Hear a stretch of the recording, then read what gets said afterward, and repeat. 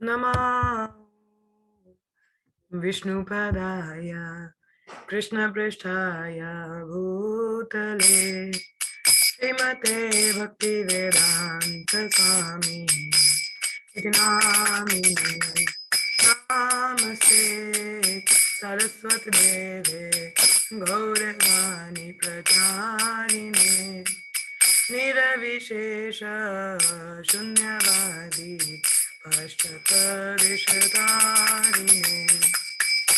जय श्री कृष्ण चैतन्य प्रभु नित्यानंद श्री अद्वैता गदाधर श्रीवासादि गौर भक्तवृंद जय श्री कृष्ण चैतन्य प्रभु नित्यानंद श्री अद्वैता गदाधर श्रीवासादि गौर भक्तवृंद जय श्री कृष्ण चैतन्य प्रभु नित्यानंद श्री अद्वैता गदाधर श्रीवासादि गौर भक्तवृंद जय श्री कृष्ण चैतन्य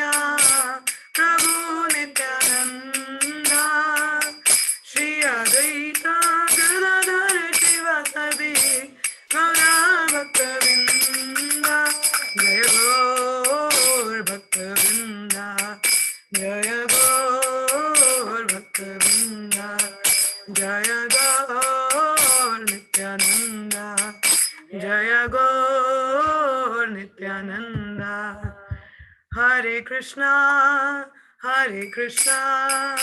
कृष्ण कृष्ण हरे हरे हरे राम राम राम हरे हरे हरे कृष्णा कृष्ण कृष्ण हरे हरे हरे राम राम राम हरे हरे हरे कृष्णा कृष्ण कृष्ण हरे हरे हरे राम राम राम हरे हरे हरे कृष्णा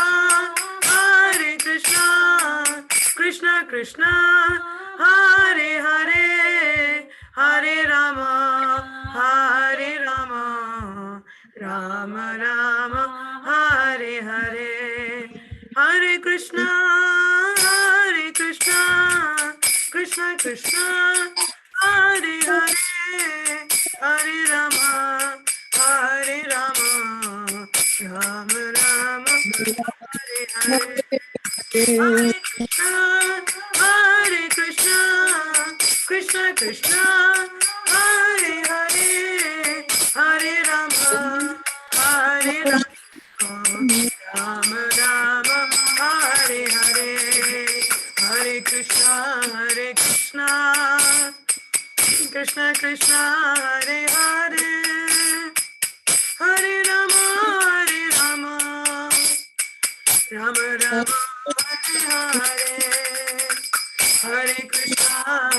हरे हरे हरे कृष्णा कृष्ण कृष्ण हरे हरे हरे राम राम राम हरे हरे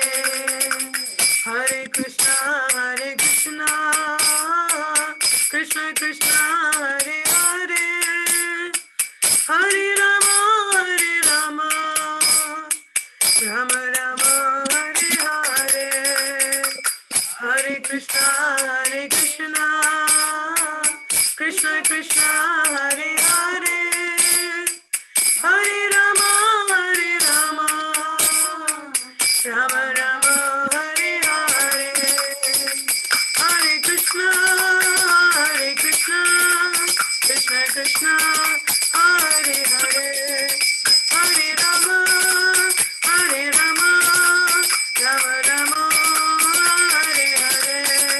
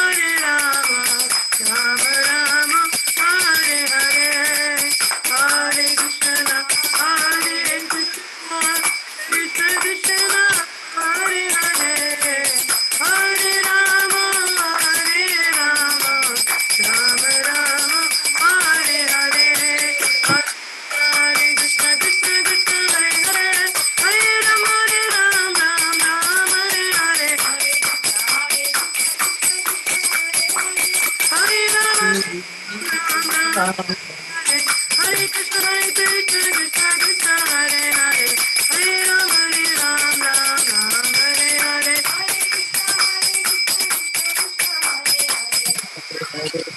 Ram Ram Jaya Gaurava Krishna Gaurava Krishna Radhe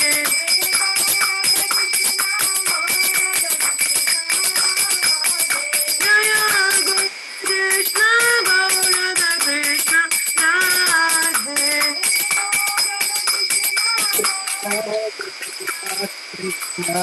Jaya Jaya Prabhupada Prabhupada Prabhupada Jaya Srila Prabhupada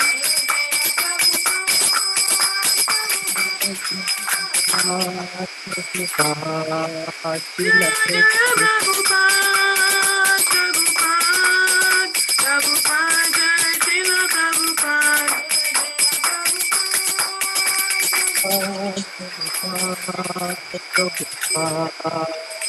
Jai Gopimanandi.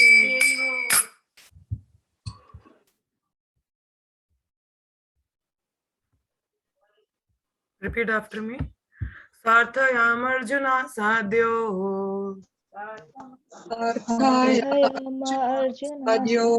Kurvan Geetamritam Dadao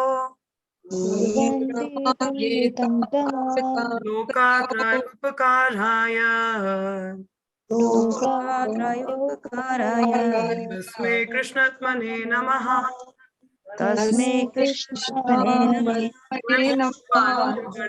आरती बनते हैं और उनको गीता का अमृत पान देते हैं जो तीनों देश किस उद्देश्य से तीनों लोगों के उपकार के लिए ऐसे श्री भगवान जो सबके अस्तित्व हैं उनको मैं प्रणाम करता हूँ ओम नमो भगवते वासुदेवाय ओम नमो भगवते वासुदेवाय ओम नमो भगवते वासुदेवाय ओम अज्ञानतिमिरन्जनशलाकया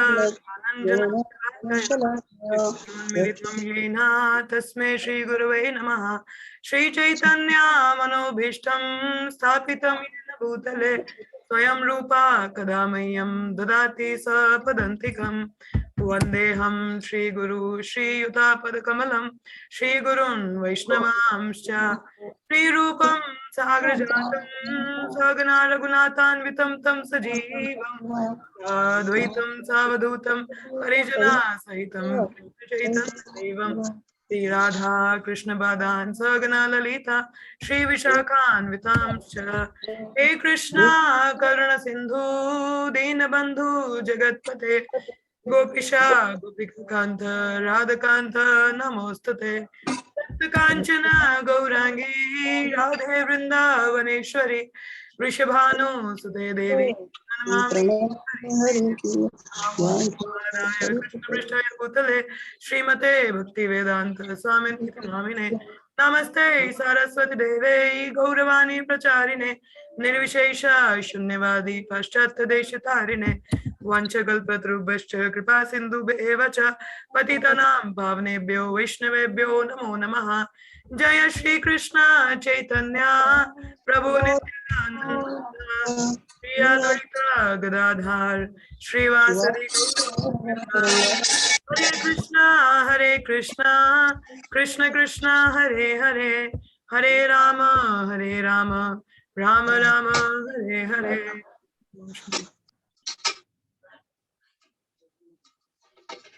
मुखान्करोति वाचालं पंगुलं गिरते गिरिं यत्कृपातमहं वंदे श्री गुरुदिनधारिणं परमानंद माधवम। हरे कृष्णा। हम लोग पढ़ रहे हैं अध्याय 2 भगवत गीता का सार और अंग्रेजी में कंटेंट्स ऑफ गीता समराइज्ड। श्लोक संख्या 29 हम लोग कंटिन्यू करेंगे आज। आप लोग मेरे पीछे श्लोका को दोहरा सकते हैं।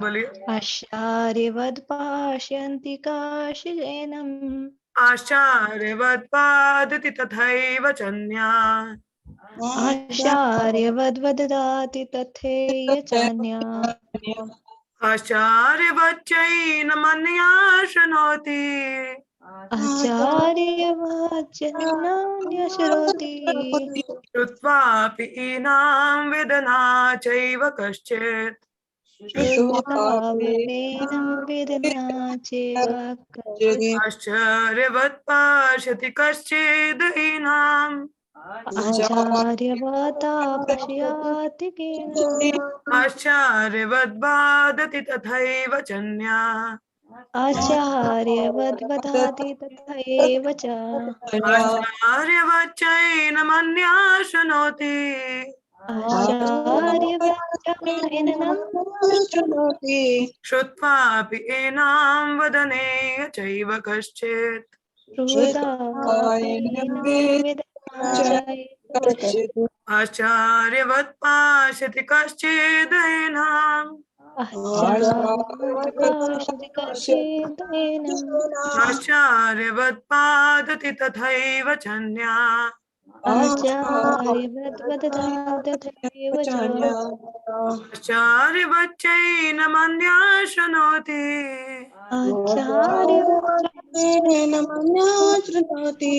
श्रुत्वापि ईनां वेदना चैव कश्चित् श्रुत्वापीनं वेदना चैव कश्चित् बहुत बहुत धन्यवाद आप सभी का।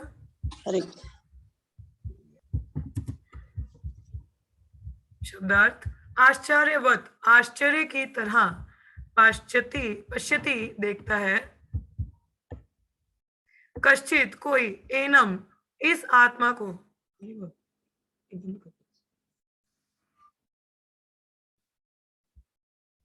आश्चर्यवत आश्चर्य की तरह वदति कहता है तथा जिस प्रकार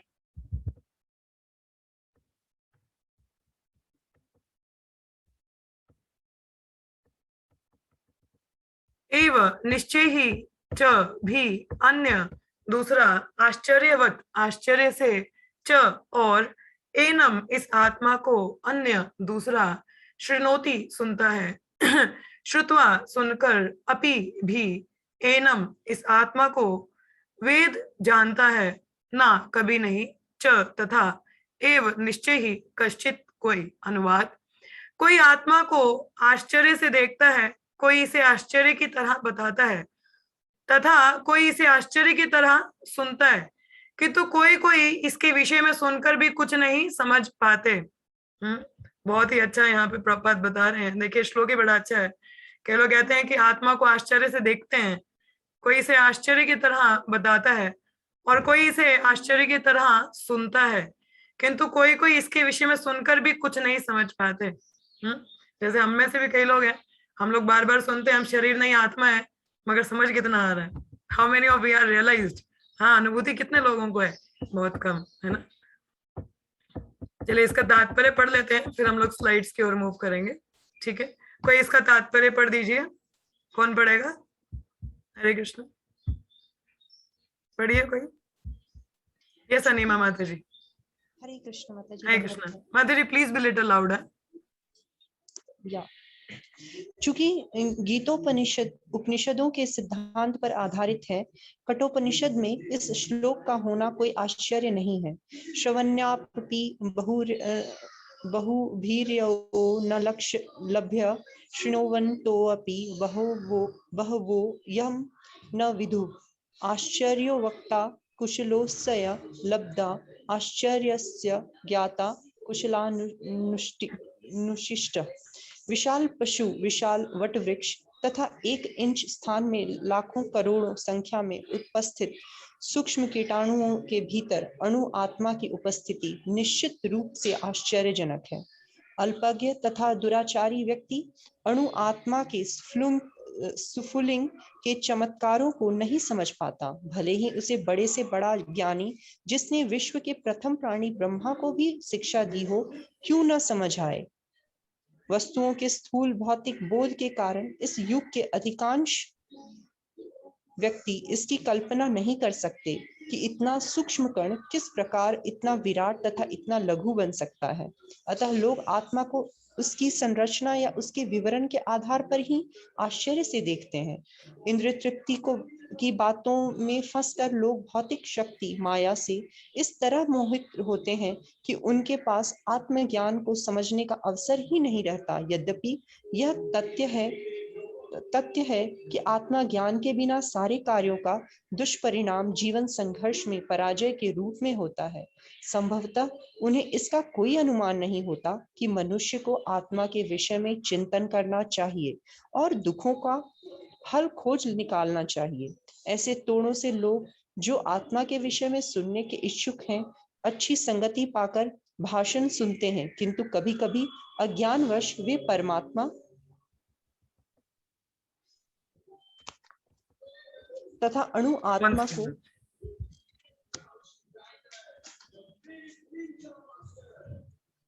ओ कृष्णा, चलिए पीडीएफ में ऐसा ही दिक्कत है। तथा अणु आत्मा को एक समझ बैठते हैं। ऐसा व्यक्ति खोज पाना कठिन है जो परमात्मा अणु आत्मा उनके पृथक पृथक कार्यों तथा संबंधों एवं अन्य विस्तारों को सही ढंग से समझ सके। इससे अधिक कठिन है ऐसा व्यक्ति खोज पाना जिसने आत्मा के ज्ञान से पूरा पूरा लाभ उठाया हो और जो सभी पक्षों से आत्मा की स्थिति का सही सही निर्धारण कर सके। किंतु यदि कोई किसी तरह से आत्मा के इस विषय को समझ लेता है तो उसका जीवन सफल हो जाता है। इस आत्मा ज्ञान को समझने का सरलतम उपाय यह है कि अन्य मतों से विचलित हुए बिना परम प्रमाण भगवान कृष्ण द्वारा कथित भगवत गीता के उपदेशों को ग्रहण कर लिया जाए। किंतु इसके लिए भी इस जन्म में या पिछले जन्म में प्रचुर तपस्या की आवश्यकता होती है। तभी कृष्ण को श्री भगवान के रूप में स्वीकार किया जा सकता है। पर कृष्ण को इस रूप में जानना शुद्ध भक्तों की अहेतु की कृपा से ही होता है, अन्य किसी उपाय से नहीं। धन्यवाद माता जी। थैंक यू माता जी। हरे कृष्ण। अभी आप लोगों ने देखा कि यहाँ पे प्रभुपाद तात्पर्य में बताते हैं कि बड़ी सी बड़ी, जैसे हमारी एक बड़ा सा बड़ा अगर आप जीव भी लें, जैसे आप हाथी देख सकते हैं, पहले भी बताया था आप लोगों को, ठीक है। तो यहाँ पे इंसान आश्चर्य कर रहे हैं, ठीक है, आश्चर्यवत पश्यति कश्चिदिनम, हाँ, कि इतने बड़े शरीर पशु में, उसमें भी वही आत्मा है, छोटा सा कीड़ा है उसमें भी वही आत्मा है। आपने दीमक देखा है? दीमक कितने लोगों ने दीमक देखा है? देखा है किसी ने दीमक? हाँ जी जी माता जी। कितना बड़ा होता है माता जी दीमक? बिल्कुल छोटे छोटे छोटे कन्नू अनु छोटे से। हाँ, कितना होता है दीमक? छोटे होते हैं मगर लाइन उनकी बड़ी लंबी होती है अंदर अंदर से। मगर वो होते बहुत ही बहुत बहुत बहुत छोटे होते हैं। हाँ, माइक्रो माइक्रो माइक्रो, उनसे भी छोटा अमीबा होता है। खैर हमने साइंस में पढ़ा था। खैर इनसे भी कई छोटे जीवाणु हैं जो बहुत छोटे होते हैं। हाँ, अभी हम लोगों ने सोल का साइज पढ़ा था, दैट इज वो और भी बहुत छोटा है। हाँ, वही साइज की आत्मा एक हाथी में भी है, जिराफ में भी है, उतने छोटे से एक दीमक में भी है। हाँ, छोटा सा अमीबा, प्रोटोजोआ, फंगस वंगस भी ले लो, उसमें भी है। हाँ, सो ये चीजें हैं, जब इंसान सुनता है तो उसको आश्चर्य करती है, ऐसा कैसे है, इतना बड़ा शरीर उसमें भी इतनी सी आत्मा, हमारा इतना सा शरीर है इसमें भी इतनी, छोटा सा दीमक है उसमें भी उतनी सी आत्मा है। सो तभी यहाँ पे बोला जा रहा है कि आश्चर्य होता है कि सोल एक बहुत ही अमेजिंग कॉन्सेप्ट है। अभी जैसे हम पढ़ रहे हैं कि देखने से डिस्क्राइब करें, अब जैसे some look on the soul as amazing, हाँ सुनते हैं, अच्छा अमेजिंग, मतलब देखते हैं कि ऐसे कैसे इतनी छोटी सी कैसे हो सकती है। हाँ, कई लोग उसको डिस्क्राइब करते हैं कि सोल अमेजिंग है। जैसे हम लोग अभी पिछले कैरेक्टरिस्टिक्स पढ़ रहे थे सोल के, कि सोल क्या है, जलती नहीं है, मरती नहीं है, कटती नहीं है, इनसॉल्युबल है, इम्यूटेबल है। हाँ, तो ये सारी के आश्चर्य की बातें ठीक है करती हैं, आश्चर्यचकित इंसान को करती हैं। तो यहाँ पे इस श्लोक में वही प्रपद बताते हैं कि आत्मा का ज्ञान भी इतना आसान नहीं है समझना। हाँ, अभी तात्पर्य में प्रपद ने बताया कि इट्स नॉट इजी। उसको समझने के लिए हमें उस व्यक्ति के पास जाना चाहिए जिसके पास आत्मा का ज्ञान हो। हाँ, अभी हमने पीछे इतने सारे कैरेक्टर्स पढ़े सोल के, कितनी छोटी सी होती है, हाँ, जलाई नहीं जाती, काटी नहीं जाती, मारी नहीं जाती, भिगो नहीं सकते हो, सुखा नहीं सकते हो। तो इस तरीके से वो, खैर हम लोग डिटेल में इसका समरी देखेंगे हम, बट ये हमने अभी पीछे पूरे कैरेक्टरिस्टिक्स आत्मा के ही पढ़े। तो देखा इंसान पहले तो बड़ा अचंभे में होता है। अच्छा, अभी जैसे कई लोगों को पता ही नहीं होगा कि सोल का साइज क्या है, तो सुन के वो भी अचंभे में, अच्छा इतना सा साइज है सोल का, इतने बड़े हाथी में भी इतनी सी सोल होती है, तो वो आश्चर्यचकित होता है। मगर कई लोग इतना सुनने के बाद भी समझ ही नहीं पाते।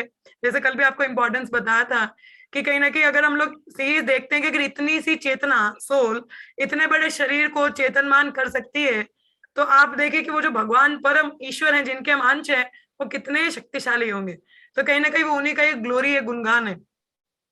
हम अगर लोग इतना नहीं समझ पाते, हाँ बड़ा बोले अच्छा, they will be like very amazed, हाँ वंडरस्ट्रक रहेंगे, मगर ये नहीं समझ पाएंगे कि अच्छा उस भगवान का कितना गुणगान है। हाँ, तो वो उसका जो डीपर मीनिंग है वो समझने के लिए प्रपात भी यहाँ पे बताते हैं कि हमें उस व्यक्ति के पास जाके सीखना चाहिए जिसके पास आत्मा का ज्ञान है। और आत्मा का ज्ञान व्यक्ति और जहाँ हम भगवत गीता से ले सकते हैं। और भगवान को जानने के लिए प्रपात ने क्या बताया, ये अभी नहीं जान पाओगे, पिछला कुछ किया भी होना चाहिए, कुछ सुकृति होना चाहिए आपका। हाँ, तो उससे मैं आपको एक थोड़ा सा बता सकती हूँ। भगवत गीता के 7वें अध्याय में बताया जाता है कि कोई भी व्यक्ति जब पुस्तक वितरण के लिए जाते हैं ना, कोई भी ऐसे पुस्तक नहीं ले लेता, उसके पास कुछ तो सुकृति होगा तो वो ले पाएगा, नहीं तो वो किताब नहीं खरीदेगा। हम लोग भी देखिए, हम में से कितने ही लोगों ने अगर किताब स्टार्टिंग में खरीदा हो, कितने ही लोग हम लोगों में से बड़े जिज्ञासु थे किताब खरीदने के लिए या भगवत गीता जानने के लिए। हाँ, मैं कहीं ना कहीं जिज्ञासु थी, मेरे को जानना था कि क्या है, मैं तो ढूंढ ही रही थी वैसे।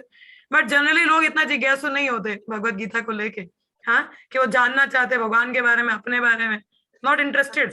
स्पेशली जब हम बुक डिस्ट्रीब्यूशन आते हैं, लोगों को दिखाते हैं ये पुस्तक है, भगवत गीता है, हाँ, आपको पढ़ना चाहिए। तो बोलते नहीं, हमारे पहला तो जवाब मिलेगा हमारे घर में है, ठीक है। दूसरा बोलेंगे हम हिंदू है, हमारे घर में नहीं मिलेगा, तो कहाँ होगा, पढ़ा है हम लोगों ने, हाँ, जरूरत नहीं है हमको अभी। ये बोलेंगे नहीं अभी टाइम ही नहीं है पढ़ने का, so many excuses they give. और कई लोग ले भी लेते हैं तो उनके रुचि नहीं होता, वो बस ऐसे लेने के लिए ले लेते क्योंकि कहीं ना कहीं एक सुकृति होता है। तो वो कहते हैं कि आजकल के कलयुगी लोग इतना कोई उनका इंटरेस्ट थोड़ी ना है अध्यात्म की ओर, के वो जाके अरे हाँ पुस्तक पुस्तक आ रहा है, बोले नहीं बहुत धार्मिक किताब है ले लेंगे। बहुत रेयर सोल्स आपको मिलेंगी ऐसी।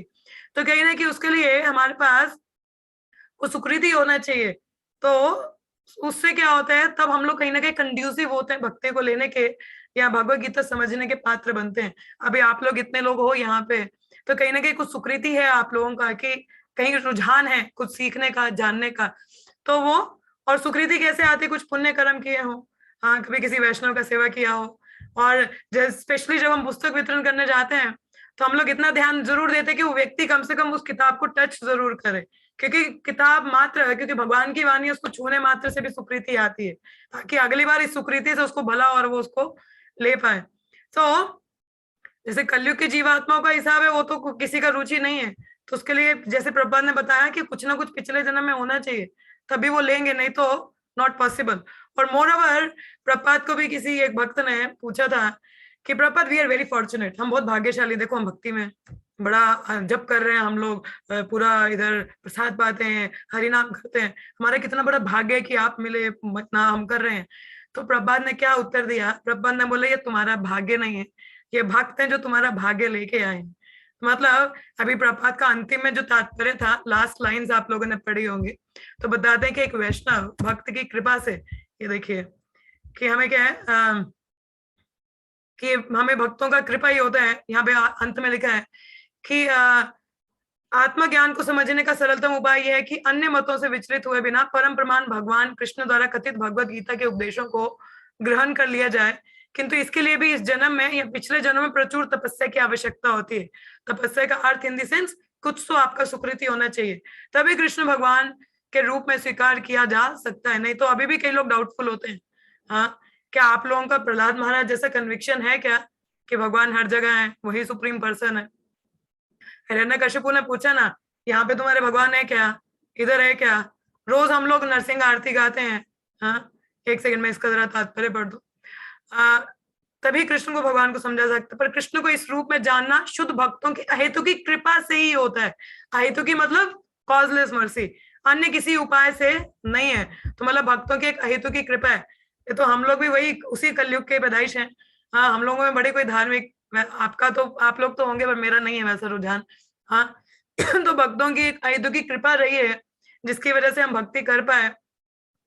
और जैसे प्रभात बोलते हैं कि एक भक्तों का क्या है कि भक्त आपका फॉर्च्यून लेके आते हैं, तभी आप भक्ति में हो। हाँ, तो एक वैष्णव की कृपा है हम लोगों पे, तो जिसको हमें फायदा लेना चाहिए कि नहीं, समझना है हम लोगों को, ठीक है। तो अदरवाइज भगवत गीता को जानना समझ पाना इतना आसान नहीं है।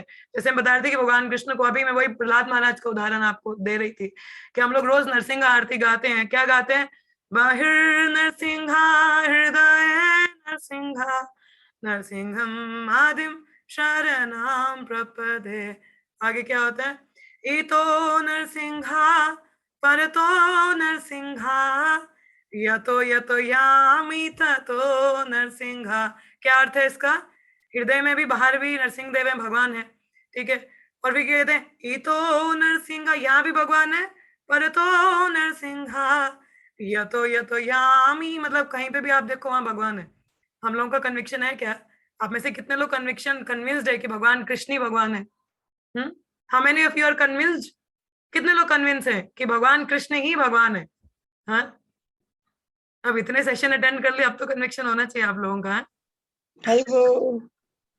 जी जी है डॉली माता जी आपकी कन्विक्शन? जी, बिल्कुल बिल्कुल बिल्कुल। अभी तक भटक रहे थे, अब पता है। अब पता चल गया आपको? वैसे इतना सेशन अटेंड किया, अब तो पता होना चाहिए, इतना मेहनत किया है समझाने में, तो होना चाहिए। खैर, that is very much required.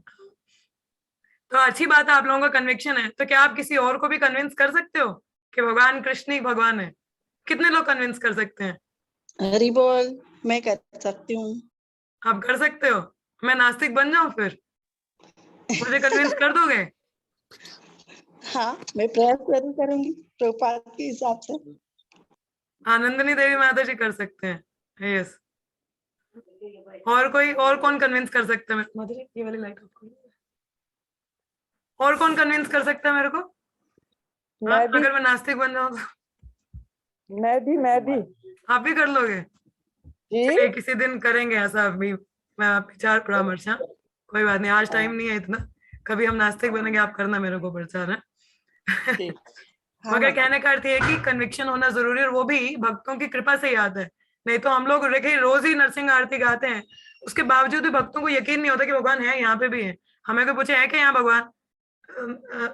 हाँ शायद सुना तो है, पढ़ा तो है, मगर इमीडिएट नहीं आंसर आता। सो दैट इज रिक्वायर्ड, ठीक है। तो यहाँ पे वही बात आ रही प्रपात की कि भक्तों के हेतु की कृपा और भगवान को जानना, तो उनकी वजह से ही हम लोग समझ पाते हैं, नहीं तो पॉसिबल नहीं है। तो जैसे सोल के इतने करेक्टरिस्टिक्स पढ़ रहे हैं, इतनी जल्दी उन चीजों का समझ में आना इतना आसान नहीं है, ठीक है। आगे का श्लोक हम लोग देखेंगे अभी।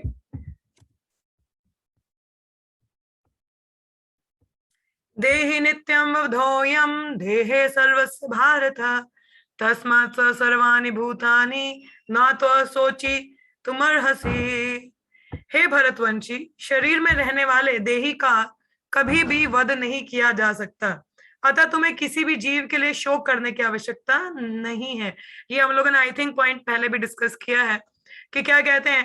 अब देखिए, देह है, आत्मा तो मरती नहीं, पढ़ लिया ना, तो इट्स लाइक डेथलेसनेस है वहां पे, ठीक है। खैर इसका हम लोग तात्पर्य जरूर पढ़ेंगे, प्रपात का है बहुत बड़ा। कोई और पढ़ना चाहेगा इसका तात्पर्य? हरे कृष्णा।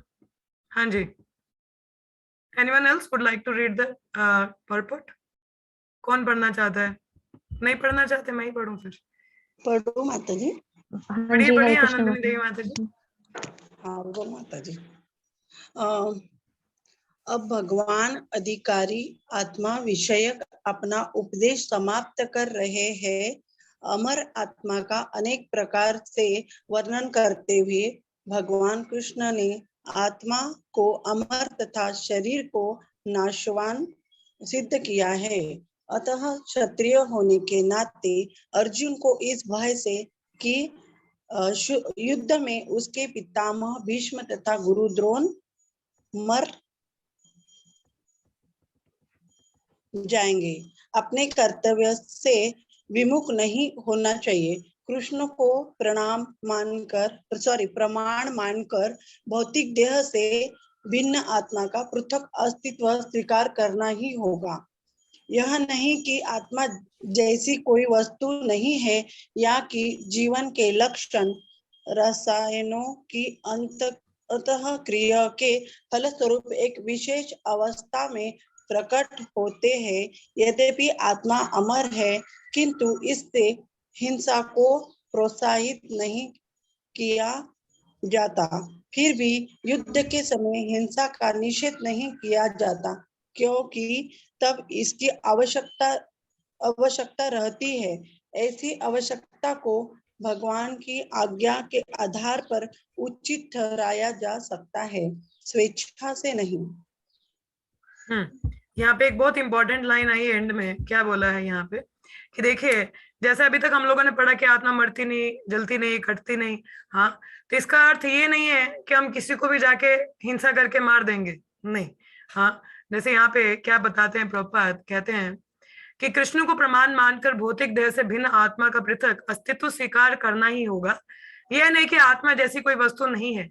यहाँ की जीवन के लक्षण रसायनों की अंतक्रिया से फलस्वरूप एक विशेष अवस्था में प्रकट होते हैं। इसका अर्थ ये है कि ये नहीं समझ लेना चाहिए कि बॉडी सिर्फ केमिकल्स की बनी है, रसायनों की बनी है, आत्मा है ही नहीं। हाँ, ऐसा नहीं देखना चाहिए। अभी तक कितने प्रूफ्स हम लोगों ने देख लिए कि आप जैसे एक मृतक शरीर है या एक जीवित व्यक्ति है, तो उनमें अंतर क्या है, चेतना का। तो कहीं ना कहीं एक एलिमेंट है जिसको सोल कहते हैं, इसका भी हम लोगों ने पढ़ा। तो केवल शरीर एक रसायनों का बना हुआ नहीं है। हाँ, तो इसके बारे में खैर हमने चर्चा की थी। यद्यपि आत्मा अमर है, किंतु इससे हिंसा को प्रोत्साहित नहीं किया जाता। हाँ, जैसे मैंने आपको बोला था कि पहले कोई प्रश्न पूछ सकते हैं, माता जी कोई मरी मार भी देंगे तो क्या है इसमें। हाँ, किसी को शूट कर दिया, पसंद नहीं आया, चलो जी शूट कर दिया, कि वो थोड़ी ना मरा, शरीर मरा है, शरीर पसंद नहीं था मेरे को, आत्मा थोड़ी ना मरी है उसकी। कई लोग ऐसा बोल सकते हैं, मगर ये प्रोत्साहन नहीं देता हिंसा को। क्योंकि उसके कर्मों के अनुसार उसको एक ध्येय मिला है। हाँ, जिसको यदि हम अपने हाथों में कानून को ले लें, प्रकृति के नियमों को अपने हाथों में ले लें, तो हम लोग दोषी कहलाएंगे। क्या कहा जाता है, जैसे यहाँ पे, फिर भी युद्ध के समय यद्यपि आत्मा अमर है, किंतु इससे हिंसा को प्रोत्साहित नहीं किया जाता। फिर भी युद्ध के समय हिंसा का निषेध नहीं किया जाता, मगर जहां पे हिंसा करनी है वहां करनी चाहिए। ठीक है, अब जैसे युद्ध का समय है, बॉर्डर पे लड़ाई हो जाए, वन शुड गो, हाँ करना चाहिए हमको। तो क्योंकि तब इसकी आवश्यकता रहती है। अब जैसे आपको कोई भरी बाहर सड़क पे बिना मतलब के आपको मार के चला जाए, या आपके किसी छोटे बच्चे को कुछ कह दे, या आपकी बहन को कुछ छेड़ दे, वहां पे हिंसा आवश्यक है। जब तक किसी को दो लाफड़ नहीं लगाओगे, वहां पे उसको अकल नहीं आएगी, या पुलिस में उसको नहीं डालोगे, उसको नहीं समझ में आएगा। हाँ, वहां पे हिंसा आवश्यक है। ऐसी आवश्यकता को भगवान की आज्ञा के आधार पर उचित ठहराया जा सकता है, स्व इच्छा से नहीं। ये बहुत इंपॉर्टेंट लाइन है कि अपनी इच्छा के अनुसार ही नहीं किसी को भी मार दिया आपने, नहीं। अगर आप वैसा करेंगे तो आपको क्या होगा, पाप का भागी बनना पड़ेगा। हाँ, जैसे हम लोग उदाहरण ले सकते हैं, एक सेकंड में आपको स्लाइड दिखा दूं। ठीक है, जहाँ पे जैसे आप ये उदाहरण देख सकते हैं। ठीक है, अब जैसे कोई सर्जन है, उसके हाथ में चाकू, वो चीर फाड़ करता है कि नहीं। हाँ, चीर फाड़ वो कर सकता है क्योंकि वो पेशेंट की जान बचाना चाहता है, उसको एक लाइबिलिटी है।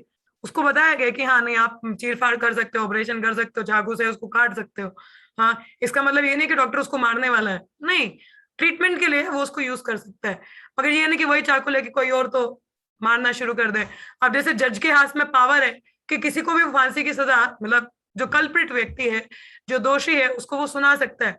इसका मतलब ये तो नहीं कि मैं जज हूं तो मैं किसी को भी सजा सुना दूं, नहीं, दैट इज नॉट, वो नहीं करना चाहिए। अपने कर्तव्य के अनुसार हमको चलना चाहिए। वही बात भगवान अर्जुन को समझाते हैं कि देखो, आप तुम जो सोच रहे हो कि ये हिंसा करके पाप हो जाएगा, नहीं, ये मेरा आदेश है। अभी बोला ना कि भगवान की इच्छा के अनुसार, स्व इच्छा से नहीं, अपने हिसाब से नहीं। ये व्यक्ति मुझे पसंद नहीं, इसको शूट कर दो, नहीं, वो नहीं चलेगा। जहां पे हिंसा है, आवश्यक है, धर्म स्थापन की बात है, one should go for it. But अगर नहीं है तो कानून को अपने हाथ में नहीं लेना चाहिए, सिंपल टर्म्स में। हाँ, कि वो एक जो फौजी व्यक्ति है बाहर बॉर्डर पे जाके तो शूट आउट कर रहा है, फाइन, क्योंकि गवर्नमेंट का ऑर्डर है। पर घर पे छुट्टी आया तो वही पिस्तौल लेके किसी को मार दे, फिर उसको पुलिस में जाना पड़ेगा। तो ये नहीं है कि आत्मा नहीं मरती तो चलो किसी को भी मार दो, नहीं। वो कानून को, प्रकृति के नियमों को अपने हाथ में लेने जैसा है, और भगवान ऐसा अलाउ नहीं करते।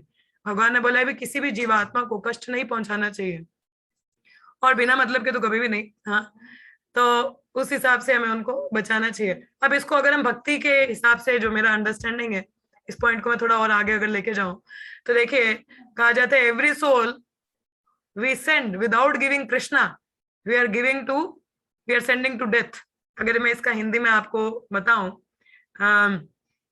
तो इसका अर्थ ये होता है कि जितनी भी आत्माएं हैं जिनको हम भगवान कृष्ण को नहीं जब उनको हम भगवान कृष्ण नहीं देते हैं या प्रचार नहीं करते हैं, क्या है ये, every soul we have let pass in the material world without trying to give Krishna is a soul we have sent to death. ये भी एक हिंसा है, प्रचार ना करना भी एक हिंसा मानी जाती है। तो क्योंकि हम भक्ति में हैं, तो हमारा भी एक कर्तव्य है कि हम लोगों को मृत्यु से, मरने से बचाएं। तो उससे बचाने के लिए हमको क्या करना चाहिए, उनको कृष्ण देने चाहिए। हाँ, we want to save the souls, नहीं दे रहे हैं जानते हुए भी, तो हम भी हिंसा कर रहे हैं कहीं ना कहीं। ठीक है, हमको हिंसा नहीं करना, हिंसा का पात्र नहीं बनना है ना भगवान, और ये तो भगवान का आदेश है। जा रहे देखो तारे कहो कृष्ण उपदेश, हमारे आगे गुरु है तारी आदेश। हाँ, कि जहां भी है, जहां भी जिससे मिलते हैं उनको कृष्ण का उपदेश देना है। इस तरीके से हम उस सोल को, उस आत्मा को बचाते हैं। हाँ, तो उसको मृत्यु से बचा लेते हैं हम लोग। तो वो बचाना भी इट्स अ, नहीं बचाते तो वो भी हम हिंसा कर देते हैं। हमें पता है, ज्ञान पता नहीं, इसको नहीं देना, ये वो हिंसा हो जाएगा, वो भी नहीं करना है। ये हमारे हिसाब से हमारा ड्यूटी है। ठीक है, हमारा भी कर्तव्य वैसे ही है। तो जैसे अर्जुन को बोला कि आपका ड्यूटी फाइट करना, मोरओवर मेरा इंस्ट्रक्शन है, तो आप किसी को मारोगे मेरे अंडर मारोगे ना, मैं धर्म का पिता हूँ, तुम धर्म की बात कर रहे हो, पाप की बात कर रहे हो। साम तुम सुर पापे बे मोक्षयामि मा शुचा। हाँ, मेरे आदेश अनुसार करोगे, डू इट, मेरा ऑर्डर है भाई, आप क्यों चिंता कर रहे हो। हाँ, so that is what Krishna is trying to make Arjun understand कि नहीं, आप समझो इसको। तो अभी तक हम लोगों ने ये जो श्लोकस पढ़े 21 से अभी 30 तक, तो ये क्या, आत्मा का ज्ञान ही चल रहा है। और भगवान उनको अलग अलग तर्क देते हैं कि देखो, जो अभी तक आपने आर्ग्यूमेंट प्रेजेंट किए, पहला ज्ञान से उसको समझने का प्रयास करो कि आत्मा क्या है, बॉडी क्या है। तो आप जो बोल रहे हो पाप लगेगा, ये हो जाएगा, वो हो जाएगा, नहीं, ट्राई टू अंडरस्टैंड। तो कृष्णा उनको समझाने का प्रयास करते हैं। ठीक है, तो अपने कर्तव्य विमुख हमको नहीं होना है। और ये भी नहीं कि मार कोई मरेगा नहीं तो अपने हाथ में पिस्तौल लेके तो किसी को भी मार देंगे, नहीं, वो हम पाप के भागी बनेंगे क्योंकि उससे इच्छा से करेंगे। भगवान ने ऐसा आदेश हमको नहीं दिया, अर्जुन को दिया है मारने के लिए, धर्म स्थापन के लिए, मगर हमको ऐसा इंस्ट्रक्शन नहीं है। हाँ, जहां गलत है, अब जैसे जज है, सही व्यक्ति को सजा सुनाएगा, वेल एंड गुड, उनको कोई भी कुछ कह नहीं सकता, मगर गलत को देगा तो वो पावर का मिसयूज करने जैसा है। ठीक है, आगे ये यहाँ पे निकलता है, तो ये भगवान बताते हैं। तो ये हम लोगों का अभी तक जो समरी है, हम लोगों ने जो श्लोकों में पढ़ा, ठीक है, इसका आप स्क्रीनशॉट ले सकते हैं ताकि आप थोड़ा रिवाइज अप कर लें इनको। ठीक है, कि क्या है, जो 12वें श्लोक से 30वें तक अभी तक पढ़ा कि आत्मा नित्य है, कोई चेंज नहीं आता। ठीक है, शरीर परिवर्तन हो रहा है मगर आत्मा सेम है ना, ये भी पढ़ा हम लोगों ने। देहिनोस्मिन् यथा देहे कुमारम यौवनम जरा तथा देहांतर प्राप्ति धीरज तत्र न मोह्यति। कि कपड़े जैसे बदलते हैं वैसे शरीर बदलते हैं, हाँ, मगर आत्मा सेम है। Body changing but soul is, ठीक है, इनडिस्ट्रक्टिबल है, सोल को डिस्ट्रक्ट नहीं किया जाता, इम्पेरिशेबल, खत्म नहीं होती, इमेजरेबल। इमेजरेबल आप बोलोगे माता जी कहीं ना कहीं मेजर तो कर ही रहे, हमने अपना साइज बता दिया, बट वो कहीं ना कहीं एस्टिमेशन, अप्रॉक्स बताया जाता है। आप बोलोगे वैसे ही उतना ही साइज है, नहीं बताया ना, इतने सेंटीमीटर, इतने मिलीमीटर, वो नहीं है, तो उस सेंस में इट इज इमेजरेबल। और नीदर स्लेयर, नहीं काटा जा सकता, जैसे आगे बोला है, nor ever slain, no birth no death, आत्मा का कोई जन्म नहीं, मृत्यु नहीं। मैंने बोला ना, आप कब यहाँ पे आए, कब का आपका एग्जिस्टेंस, आप डेट बता सकते हो क्या? नहीं, जो हम डेट बताते हैं, जो जन्मदिन मनाते हैं, वो शरीर का मनाते हैं, वो इस शरीर का मरण दिन या जन्मदिन होता है, आत्मा का नहीं होता। हाँ, not come into being, मतलब ये शाश्वत काल से है। हाँ, तो वो ऐसे बोला, does not come into being, ऐसा नहीं कि आगे जाके खत्म हो जाए, वो भी नहीं है। अनबॉर्न है, ठीक है, एवर एग्जिस्टिंग है, can not be cut into pieces, pieces में नहीं काटा जा सकता, शरीर को काटा जा सकता है, चलाया नहीं जा सकता, पानी से भिगोया नहीं जा सकता, अनब्रेकेबल है, अनसेलेबल है, इसको जलाया नहीं, सुखाया नहीं जा सकता, एवरलास्टिंग, हर जगह सर्वत्र है, ठीक है, unchangeable, unmovable, eternally the same, invisible. तो इस तरीके से ये कैरेक्टर्स हम लोगों ने पढ़े। ठीक है, तो आज लिटिल बिट मोर डिस्कशन में थोड़े पिछले ही वर्सेस पे जाना चाहूंगी। ठीक है, तो ये अभी तक 30 तक हम लोगों ने कवर किया है, कहाँ, सोल का ज्ञान। ठीक है, आत्मा का ज्ञान 13वें श्लोक से हम लोगों का बेसिकली शुरू हो चुका था, 12वें से 30 तक ये सारे कैरेक्टरिस्टिक्स हम आत्मा के पढ़ते हैं। ठीक है, उनका साइज से लेके ऑल द थिंग्स। उसके आगे बढ़ने से पहले, क्योंकि वो नया टॉपिक उसका स्टार्ट हो जाएगा, हम लोगों ने पीछे 14वां और 15वां एक श्लोक पढ़ा था, उस पर थोड़ा सा मैं चर्चा करना चाहूंगी क्योंकि वो बहुत इंपॉर्टेंट भी है और उससे हमें थोड़ा लाइफ लेसन्स भी लेना चाहिए। ठीक है, so that we will discuss a little bit today. अभी आत्मा के विषय में किसी को कोई दिक्कत तो नहीं है ना? आत्मा तक समझ में आ गया सभी को? अब इतना तो समझ में आना चाहिए अभी तक। हाँ, अंडरस्टूड? सोल का क्या कॉन्सेप्ट है, इतना तो समझ में आया सभी को? कोई डाउट तो नहीं है आगे बढ़ने से पहले? किसी का कोई प्रश्न है यहाँ तक? नहीं नहीं है? मैडम। हाँ, चलिए। अच्छा, तो 14वां जो हमने श्लोक पढ़ा था, टेक्स्ट 14 और 15 हम लोग थोड़ा सा चर्चा करेंगे लिटिल बिट उसमें से, क्योंकि वो लाइफ लेसन, खैर हम लोग उस पर पहले भी चर्चा कर चुके हैं, but few more points I want to discuss. तो क्या पढ़ा था हमने? मात्र स्पर्शस्तु कौन्तेय शीतोषणा सुख दुःखदा अगामपायनो नित्य तमस्तितिक्षस्व भारत। क्या पढ़ा? कि कौन व्यक्ति मुक्त है जो सहन कर ले सुख दुख को, जो भौतिक जगत में नॉन परमानेंट, जैसे हमारा मौसम बदलता है, आज जैसे अभी बारिश है यहाँ हमारे जम्मू में, इतना ओला पड़ गया, सहन कर रहे हो ना, टॉलरेट कर रहे हो ना, कोई इनटॉलरेबल तो नहीं हो गया, वो बहुत ठंडा हो गया, ऐसा तो नहीं है ना? तो जो उनको सहन कर लेता है हर सिचुएशन में, वो व्यक्ति क्या है, मुक्ति के काबिल होता है, या राइट कैंडिडेट आप बोल सकते हो। तो इनके प्रैक्टिकल एप्लीकेशंस हम देखेंगे कि किसी भी परिस्थिति में हम लोगों को अपना जो ड्यूटी है वो नहीं छोड़ना चाहिए, ठीक है? तो prescribed duties are essential for spiritual advancement. पहला तो पॉइंट ये हमको देखना चाहिए कि हमारे आध्यात्मिक स्तर में वृद्धि के लिए जो हमारे कर्तव्य हैं उनसे हमको विमुख नहीं होना है, that is very much required. हाँ, अब जैसे हमारा 16 माला है, 4 नियम है, किसी भी परिस्थिति में हमको उनको पालन करना ही करना है, नहीं करेंगे तो आध्यात्मिक वृद्धि रुक जाएगा। अब जैसे आपको एक छोटा सा मैं ऐसे बता दूं, देखिए हमारा मेन इसेंशियल भक्ति में क्या है, नाम जपन, है ना? नाम जपन सबसे पहले, 4 नियम तो खैर बाद में हमें इंट्रोड्यूस किए जाते हैं, मगर सबसे पहले हम लोगों को क्या बताया जाता है, नाम जप करने के लिए बोला जाता है कि one should chant the holy names, हरे नाम एवं केवलम, इसके अलावा कुछ और है नहीं। So this is a basic criteria. हर किसी को कहा जाता है कि 16 माला का जप अवश्य करिए, कभी छोड़ना नहीं चाहिए।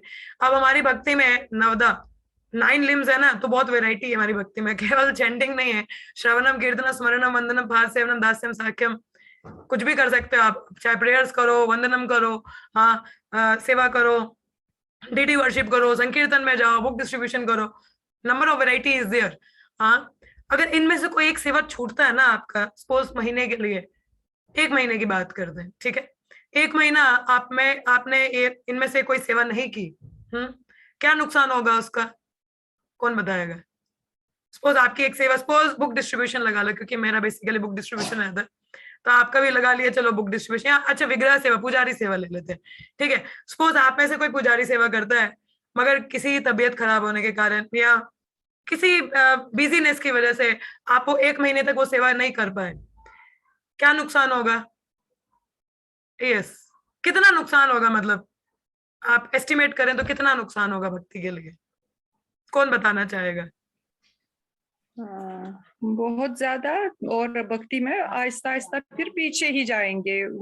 किसी को फील होगा कि ये जिसको होगा चाहिए कि नहीं मेरा छूट गया, उसका दिल अंदर से दुखी रहेगा कि मेरी व्यवस्था नहीं रही, तो मैं नहीं, मगर मात्र जब कर रहा हो, जब कर रहा है अपना, मगर सेवा नहीं कर पा रहा, सेवा नहीं कर पा रहा है, हाँ, अंदर से दुखी रहेगा कि उसको है लालसा कि मैं करूं मगर कर ना पा रहा है।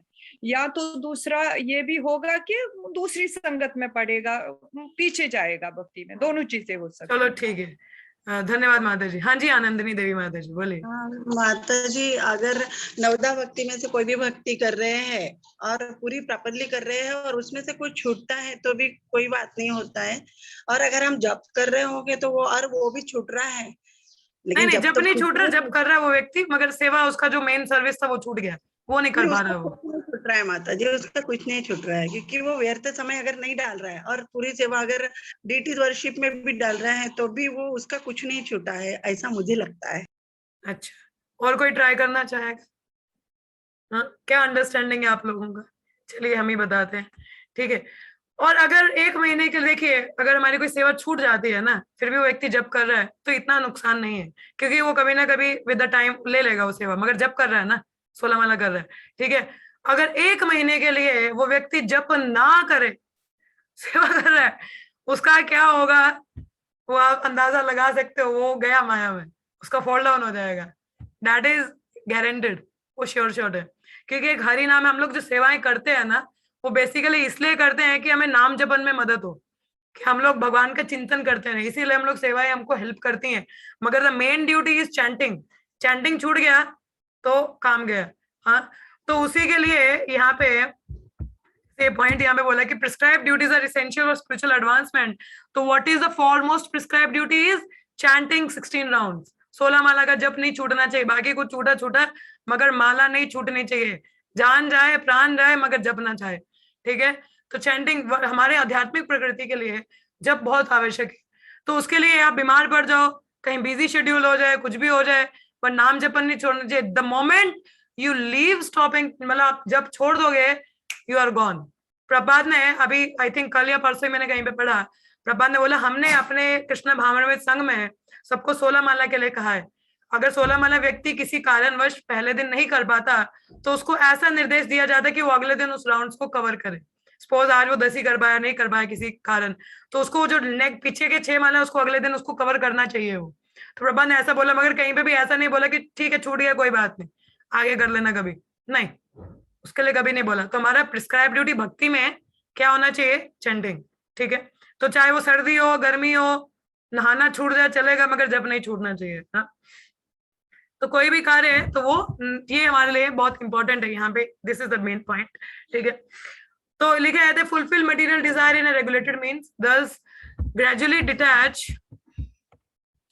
one from the bodily concept of life and allow him to rise to the platform of knowledge। तो भक्ति में हमको ऐसे ही कहा जाता है, धीरे धीरे इच्छाएं हैं हमारी मगर रेगुलेटेड वे में हम लोग करते हैं नियमों के अनुसार, ठीक है। तो धीरे धीरे क्या होता है, भौतिक स्तर से हम निकलते हैं और भक्ति में वृद्धि रहता है। तो वो रेगुलेटेडनेस जो होता है जीवन का वो भी छूटना नहीं चाहिए, ठीक है। अब जैसे टीचर है उसका कार्य, जैसे ब्राह्मण होता है हमारे वर्णाश्रम इंस्टीट्यूशन में एक ब्राह्मण है, ठीक है, हेड है सोसाइटी का, उसका क्या कर्तव्य है? ज्ञान देना। अगर वो अपने कर्तव्य विमुख हो जाए, बोले नहीं आज नहीं, अभी नहीं, कुछ नहीं, अभी नहीं करना, सोसाइटी गया। उसी प्रकार से क्षत्रिय लड़ेगा नहीं, दूषित लोग पैदा हो जाएंगे, हाँ, दुष्ट लोग का आ जाएगा लीडरशिप, गड़बड़ है। वैश्य कम्युनिटी, कृषि जो खेती वाले वो अपना कार्य नहीं करेंगे तो हमें दाना पानी अच्छे का नहीं मिलेगा। हाँ, सो उसी तरह से जैसे हमारे 4 इंस्टीट्यूट है, हर एक का एक ड्यूटी है, तो किसी भी परिस्थिति में उनको अपना ड्यूटी नहीं छोड़ना चाहिए, ठीक है। तो चाहे वो सर्दी हो गर्मी हो, मौसम परिवर्तन हो रहा है, कुछ भी हो रहा है, नहीं छोड़ना चाहिए, ठीक है। और यहाँ पे भगवान ने इसी श्लोक में अर्जुन को कौनते और भरता कहा था, तो ये हम लोगों ने क्या पढ़ा भी था इस पे थोड़ा सा। तो देखिए यहाँ पे क्योंकि शब्द एक टॉलरेंट यूज हो रहा है कि सहन करना चाहिए, तो कौंती महारानी क्या है? क्षत्रियानी है, ठीक है। भरत सिग्निफाइज कि उनकी फादर की साइड वाले लोग भी बहुत पावरशाली शक्तिशाली थे, तो उनका हेरिटेज प्रॉपर अगर देखा जाए मदरली साइड या फादर की साइड से सभी वीर शौर्य ऐसे वाले हैं।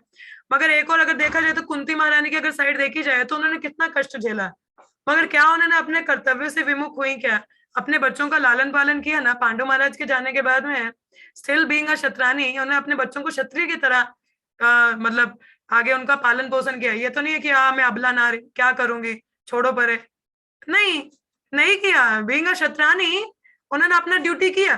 कितना कठिन परिस्थिति को टॉलरेट किया उन्होंने कि नहीं किया? एवरीबडी नोज, हाँ, सभी जानते हैं। तो उसी तरह से भगवान बताते कि भाई why you are not tolerating, हाँ, आपको भी ये सब समझना चाहिए। जैसे हम लोग 4 यहाँ पे टॉलरेटिंग की बात है तो 4 चीजें हम लोग आज पढ़ेंगे, ठीक है। पहला टॉलरेटिंग आता है वेग सहिष्णुता। तो 4 प्रकार की सहिष्णुता होती है, तो वो थोड़ा सा हम लोग इस पे चर्चा करेंगे, ठीक है। जैसे हमारा उपदेशामृता का पहला श्लोक आता है वाचो वेगम मानस क्रोध वेगम जीव वेगम उदारपस्तो वेगम। मतलब जब हमारे 6 वेग होते हैं, ठीक है, खाने के, बोलने के, हाँ, जैसे जीभ है, जीभ से 2 कार्य होते हैं, बोला जाता है और खाया जाता है, हाँ। तो जैसे वाच और जीव का ऐसा बोला जाता है स्पीच, तो इसको कंट्रोल करना, टॉलरेट करना आना चाहिए उसके अर्ज को, ठीक है। दूसरा हमारा बेली मतलब हमारा पेट खाने का, इसको भी थोड़ा बेली को भी कंट्रोल करना चाहिए। फिर हमारे उग्रपस्तम मीन्स हमारे जो जेनिटल्स होते हैं, ठीक है, जो हमारे इंपॉर्टेंट अंग होते हैं, सॉरी संभोग के अंग है, उनको भी हमें उनके अर्जित जो 6 डिजायर्स है उनको कंट्रोल करना आना चाहिए, ठीक है। मनसा माइंड को कंट्रोल करना आना चाहिए, उनकी अर्ज को कंट्रोल करना चाहिए। और क्या होता है हमारा वाचो वेगम मनस क्रोध एंगर, उसको कंट्रोल करना आना चाहिए। देखिए यदि हमारा मन नियंत्रण में नहीं है, ठीक है, अब जैसे पहला आता है वाचो वेगम, वाचो मतलब बोलना, टर टर टर टर टर। अगर जैसे उपदेशामृत में उदाहरण दिया जाता है, यदि हम अपने ये जो वेग है इसको भी नियंत्रण ना करें तो कैसा ड्यूअलिटी रहता है। मतलब हमें भगवान का गुणगान करना चाहिए इधर उधर का ब्ला ब्ला नहीं करना चाहिए। हाँ, जैसे एक मेंढक होता है, टर टर टर करता है और केवल सांप रूपी मृत्यु को बुलाता है कि आ बैल मुझे, आ सांप मुझे खा ले। तो वैसा टर टर नहीं करना है, भगवान का गुणगान करोगे तो उससे आपका चित्त शुद्धिकरण होता है, तो अध्यात्म की ओर वृद्धि होती है। दूसरा, हमको क्रोध, मन की बात आ रही है, वाचो वेगम मनसा, मनसा मतलब माइंड। हाँ, हम लोग सोचते हैं माता जी हम बाह्य रूप से तो कुछ नहीं गड़बड़ कर रहे हैं, मगर सटल रूप में हमारे अंदर कितनी चीजें हैं, कितनी चीजें हमारे अंदर सटल वे में। हम लोग इधर का इंद्रिय भोग देख रहे हैं, उधर का सोच रहे हैं, इधर का सोच रहे हैं, so many things in mind. Even किसी भक्त को ये ऐसे कैसे कर सकते हैं, they don't know the etiquettes. मतलब anything is in the mind, outwardly will say oh प्रभु वो माता जी, हाँ, but inwardly will say इनको आता ही नहीं, टिकट नहीं पता इनको। so many things can be in the mind, maybe in a subtle form। हाँ, so we need to check with our mind also कि मन में क्या चल रहा है, सटलिटी में भी क्या चल रहा है।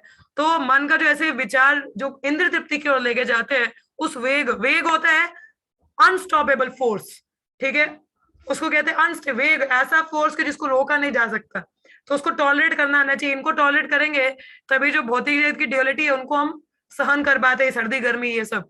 और दूसरा क्रोध, क्रोध जिसका कहते हैं anger is one letter short to danger. हाँ, जो क्रोध है वो शब्द डेंजर, डेंजर से एक शब्द छोटा है, कम है ना। डेंजर आ गया तो एंगर, डी को हटाओगे तो एंगर, एंगर के आगे डी लगा दिया तो डेंजर। हाँ, तो एंगर में जो क्रोध में इंसान कुछ भी ऐसा गलत करता है तो we need to control our anger also. और बाद में आता है जीवा, जीवा वेग मतलब ये जो जीवा को स्वाद लेने का बड़ा रहता है, तो कृष्ण प्रसाद लेना चाहिए। ये नहीं कि बाहर गोलगप्पे, हाँ आज तो नूडल मिलेगा, हाँ तो मोमोज है बाहर, मुंह में पानी तो नहीं आना किसी के, बिना प्रसाद के पानी नहीं आना चाहिए।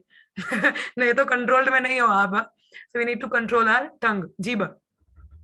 फिर आगे नहीं करोगे तो ओबेसिटी हो सकती है, मोटापा हो जाएगा। हाँ, तो मन कंट्रोल नहीं है तो इंद्रियां भी जाएंगी। हाँ, और अगर आपका जैसे स्त्री पुरुष का आकर्षण है, अगर आपका नियंत्रण में नहीं है तो स्त्री, हाँ स्त्री, आपको पता है www women wine and wealth world wide web, www world wide web women wine wealth. हाँ, धन संचय करना, कामिनी कंचन स्त्री, हाँ ये धन संचय ये सब पैशनेट, ये चीजें अगर नियंत्रण में नहीं है तो इंसान भक्ति में वृद्धि नहीं कर सकता। तो उसके लिए ये 6 चीजें हमारे जो होता है इनका नियंत्रण होना बहुत आवश्यक है, ठीक है। तो स्पेशली हमारा जीवा, जीवा आदो बिगिनिंग विद द टंग, तो जीवा कंट्रोल में है तो बाकी की इंद्रियां भी उन्हीं सी लाइन में है तो वो नियंत्रण में रहती हैं।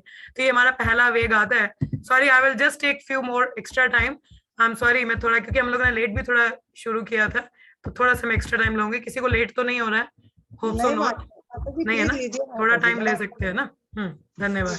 आगे आता है द्वंद्व सहिष्णुता, कि शीत उष्ण, हाँ कि सर्दी गर्मी कुछ भी है सहन करना चाहिए, ये नहीं कि इनटॉलरेबल हो जाओ, नहीं, ये भी द्वंद्व किसी भी परिस्थिति में हम लोगों को इसको कंट्रोल करना आना चाहिए, ठीक है। नहीं आता तो फिर गड़बड़ है थोड़ा सा, सॉरी। तो जैसे एक उदाहरण हम देख सकते हैं जड़ भारत की कथा से। आप में से कितने लोगों को भरत महाराज के बारे में पता है? उन्हीं के नाम से हमारे भारतवर्ष का नाम पड़ा था, भरत महाराज। उनकी कथा यहाँ पे आती है छोटी सी, ठीक है। भरत महाराज के 3 जन्म हुए। पहले में वो बहुत बड़े राजा थे, तो उस समय उनको जैसे हमारा भागवतम के 5वें स्कंद के 14वें अध्याय, इसके आई थिंक 43वें श्लोक या 40वें श्लोक में ऐसा उनका वर्णन है कि भरत महाराज अपने बीवी बच्चे इतना बड़ा राज्य इस तरीके से छोड़ देते हैं कि जिस प्रकार से हम मल को त्यागते हैं ना, उसको वापस देखते भी नहीं है। तो इतना वैराग करके वो भक्ति करने जाते कि नहीं, हम भगवान का आत्म साक्षात्कार के लिए जाते हैं वो।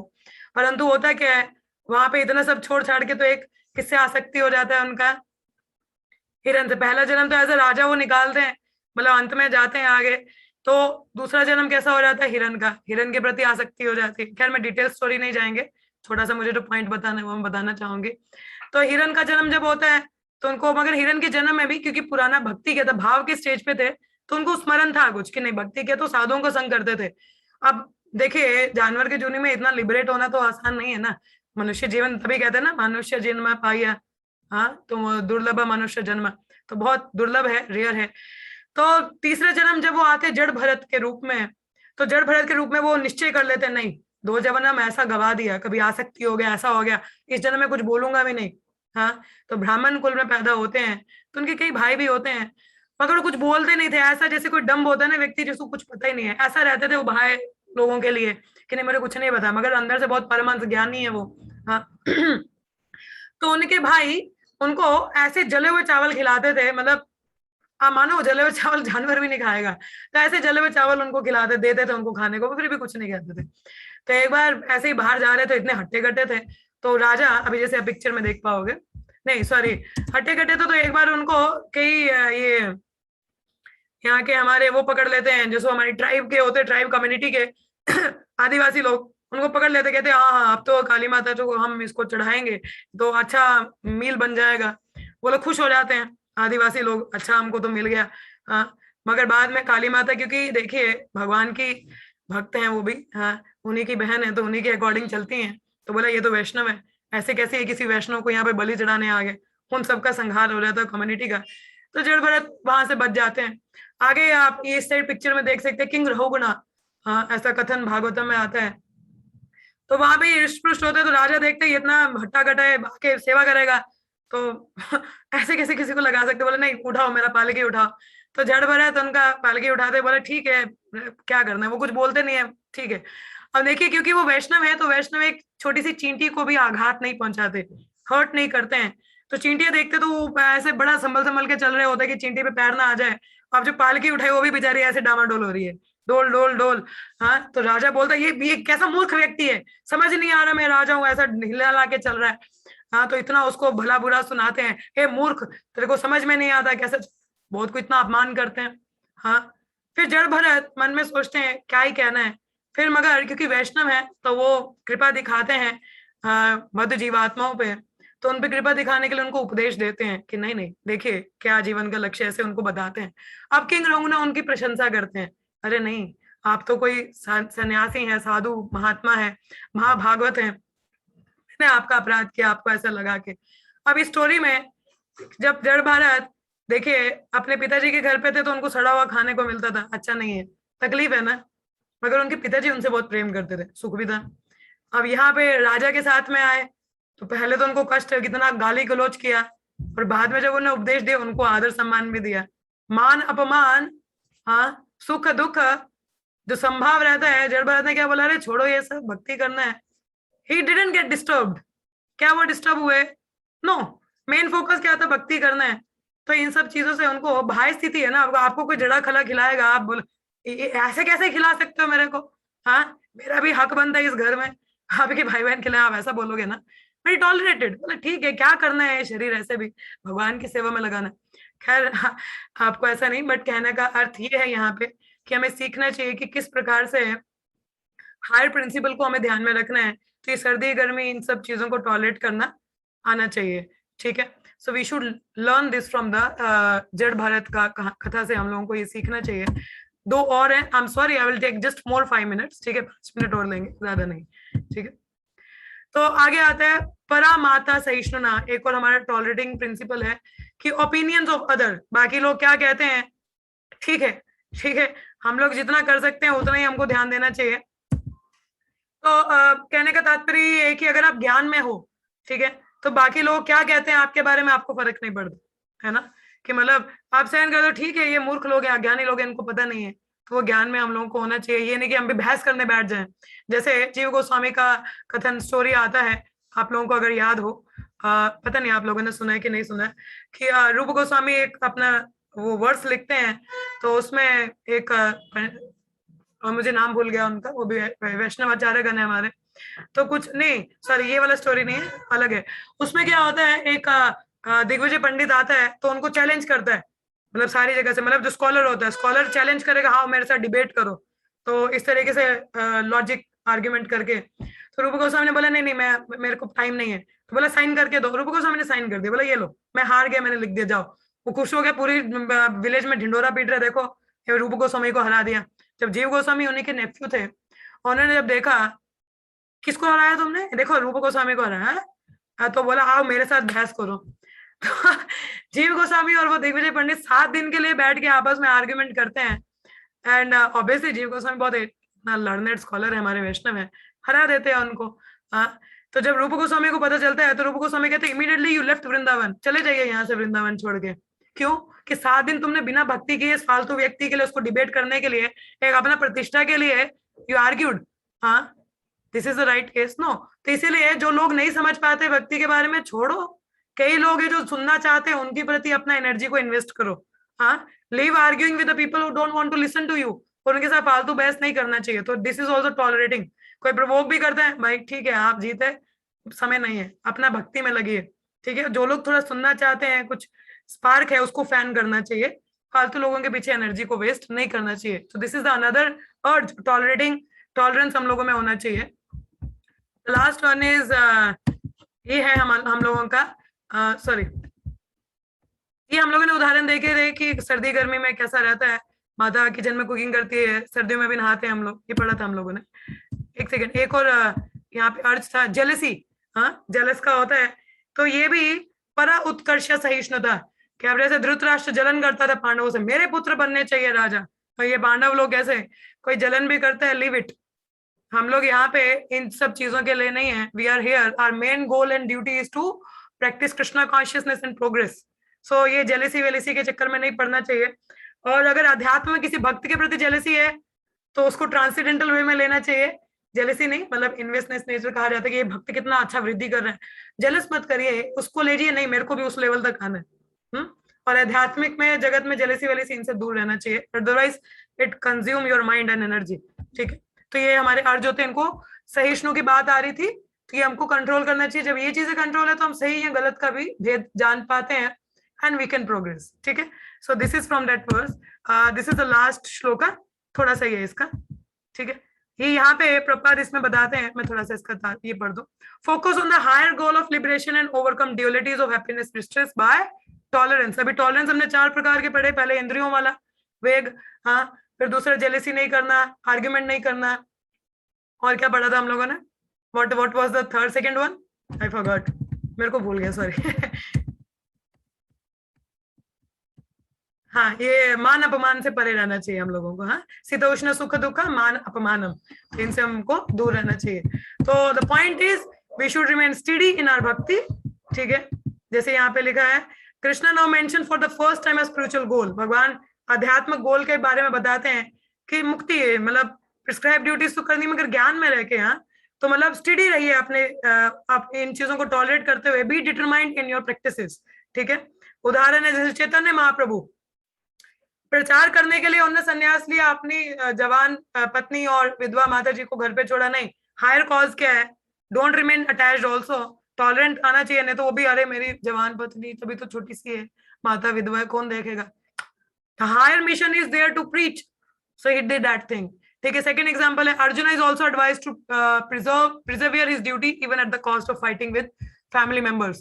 तो अर्जुन को भी बोला जाता है कि भाई देखो कोई बात नहीं, रिश्तेदारों से ही लड़ रहे हो, बट have the thing कि हायर कॉज के धर्म स्थापन, तो अपने कर्तव्य विमुख नहीं होना है, tolerate all the urges and progress. तो उसी तरीके से हमें भक्ति में क्या करना है, टॉलरेट, सुख दुख मान अपमान, इसको टॉलरेट करिए, जेलेसी नहीं करना है, किसी के साथ आर्ग्यू फालतू नहीं करना है, फोकस ऑन योर हायर गोल। इसका एक और उदाहरण मैं दूंगी आपको, जैसे हमारा एक वो होता है, क्या कहते हैं उसको, क्रेन। ठीक है, जो क्रेन होता है वो काफी फिक्स्ड फोकस्ड रहता है। ठीक है, वो खड़ा रहेगा नदी के किनारे, छोटी छोटी मछलियां आएंगे, पकड़ेगा नहीं, कह रहे हैं जाने दो, जैसे बड़ी मछली आएगी दबोच लेगा उसको। तो हमें भी क्या करना है, छोटे मोटे ये जो भौतिक जगत के इधर के चिटकू पुटकू होते हैं ना, इनसे डिस्टर्ब नहीं होना है, focus on the higher goal, that is Krishna consciousness. So when we are there then we are strong enough. तो ये इसका लेसन हम लोगों को यहाँ से ये 2 श्लोकों से लेना चाहिए, जो हमारे 20 से 12 से 30 में से था। So this is I consider to be important, so I discuss these things. ठीक है, तो कल मंडे से we'll be continuing from 31st verse. ठीक है, तो I'm sorry मैंने थोड़ा सा एक्स्ट्रा टाइम लिया, एंड आप लोग भी थोड़े ठीक है यहाँ पे, तो आप सबका बहुत बहुत धन्यवाद। अभी आप में से किसी का कोई प्रश्न है, कुछ टीका टिप्पणी है या रियलाइजेशन है, अनुभूति है, एनी कमेंट, क्वेश्चंस और रियलाइजेशन, गो अहेड, अब आप लोगों का बारी। हरी बोल। यस, किसी को कुछ कहना है यहाँ पे? हरे कृष्णा, कुछ नहीं कहना किसी को? No question, no comment? Hare Krishna. आया आप लोगों को समझ में? कुछ जल्दी जल्दी तो नहीं चले गए हम लोग? हाँ, समझ में आया माता जी? तो any questions or comment or any realization? No question, no comment, no realization. Yes, Hare Krishna Karthik माता madam. जी। Hare Krishna माता जी। माता जी Natalia madam. आपने मतलब सोल के बारे में बहुत अच्छे से सारा डिस्क्राइब कर दिया। बस मुझे एक ही चीज था, मतलब ये पूछना था। आप बोले बड़ा सिली क्वेश्चन कर रही है। सिर्फ एक चीज की, जैसे कि it is in the form of a spark और अ लाइट। Please repeat मतलब again. सोल जो है माता जी, जो हमारी सोल है वो आपने उसका साइज और उसकी सारी क्वालिटीज बता दी, बट वो बेसिकली एक स्पार्क की तरह है या एक लाइट की तरह है? आप एक तरह से उसका सोल का स्वरूप ही पूछ रहे हो ना। तो माता जी सोल होती है, जी। दैट इज कहते हैं it says the man is made in a image of God. तो हम लोग भगवान के जैसे भगवान का स्वरूप है, हम लोगों का भी वैसा ही रहता है। तो it's not just simply a light रूप है। देखिए फॉर एग्जाम्पल अभी जैसे आप लगा लीजिए आप शर्ट पहनते हैं, है ना। शर्ट कैसी शेप की बनी है, जैसा आपका शेप है बॉडी का, है ना। तो उसी प्रकार से आत्मा का जो स्वरूप है वैसा होता है भगवान जैसा, टू हैंडेड फॉर्म एंड वैसा फॉर्म रहता है आत्मा का। It's not just a light और अ स्पार्क। ओके ओके माता जी, ओके। Any further question? और किसी का सवाल? आरती माता जी आप कुछ कह रहे थे, बोलिए। हाँ माता जी, मुझे ये कहना है कि हमें भी क्रेन की तरह इधर उधर ध्यान न देते हुए हमारा गोल की तरफ ध्यान देना है, जहाँ हमारे supreme personality of God head है। यस मैम, हमें भी क्रेन की तरह बनना है, ठीक है। फोकस्ड टॉलरेट करना है बाकी चीजों को और आगे बढ़ना है, ठीक है। हरि बोल। हाँ जी, आरती माता जी कुछ कह रहे थे आप, बोलिए। माता जी आंसर आपने दे दिया नितालिया के क्वेश्चन में। मेरा क्वेश्चन एक्चुअली रिलेटेड ही था कि लाइक हमने जैसे टीवी में देखा है कि आत्मा निकल रही है, तो वो एक जैसे दिए की ज्योति होती है उस टाइप की होती है आत्मा। मतलब जैसे हमने मूवीज, भगवान जी की भी मूवीज में देखा है। तो मेरा वही था कि मतलब ये दिए की तरह, जैसे रोशनी, दिए की रोशनी होती है उस तरह से कुछ होता है। जैसे आपने बोला कि आत्मा बहुत जो हमारा बाल होता है उससे भी मतलब बहुत छोटी होती है। तो लाइक जैसे ह्यूमन बींग्स में भी उतनी ही आत्मा होगी, बग्स में भी उतनी ही होगी, कीड़े यस। मकोड़ों में, या फिर सब में एक जैसी ही होगी। तो बस वही आपने बता दिया कि उस फॉर्म भगवान जी की यही फॉर्म में ही आश्चर्य की होती बात है है। ना, कितना अमेजिंग है वो, रियली। जी जी जी that's how it is, wonderful, अद्भुत। जी, ये मुझे फर्स्ट टाइम पता चला। अदरवाइज मुझे यही लगता था कि जितनी दिए की ज्योति होती है उसी शेप में उतनी ही बड़ी आत्मा जैसे निकलती होगी। और परमात्मा का साइज कितना होता है, किसी को पता है? What is the size of परमात्मा, सुपर सोल? पता है किसी को? आपको पता है माता जी? माता जी हम इमेजिन नहीं कर सकते, भगवान हमारे बहुत छोटे से छोटे भी हो सकते हैं और बड़े से बड़े भी, क्या इमेजिन नहीं। चलो ये होमवर्क है आप लोगों का, रिसर्च करना है इस पे थोड़ा, ठीक है। हाँ जी, और किसी का कोई प्रश्न है? Yes, Hare Krishna. Any further questions? No? चलिए फिर नहीं है तो we will stop here today and we will continue our discussion from verse 31। तो topic will be little change from आत्मा से, कहीं और आगे हम चर्चा करेंगे, ठीक है। तो आप लोगों को मिलेंगे हम लोग मंडे को, कल संडे है, तो happy Sunday to all of you, ठीक है। तो कल वैसे संडे प्रोग्राम भी है, तो संडे प्रोग्राम आप टेम्पल में भी जाइए। और कल तो I think the ladies having the fast, तो आप लोगों के फास्ट भी होंगे, सो ऑल द बेस्ट। चलिए, so let us chant 3 times Hare Krishna Krishna Krishna Krishna Krishna Hare Krishna Hare, Hare Hare Ram Hare Ram Ram Ram Ram Hare Hare, Ram Hare Krishna Krishna Krishna Krishna Hare Hare, Hare Ram Hare Ram Ram Ram Ram Hare Ram Hare, Hare Hare Hare Krishna Krishna Krishna Hare Krishna Hare, Hare Hare Ram Ram Ram Hare Hare. Hare Hare. ग्रंथराज श्रीमद् भगवद गीता की जय, श्री कृष्ण अर्जुन संवाद जय। की जय, श्रील प्रपाद की जय, ऑल द assembled devotees की जय, most auspicious of the holy month Kartik की जय, श्री श्री राधा दामोदर की जय। Thank you so much, see you all in the on Monday, same time, same place. Hare Krishna, Hare Krishna everyone. Hare Krishna. Hare Hare Krishna. Krishna, thank you very much. Thank you.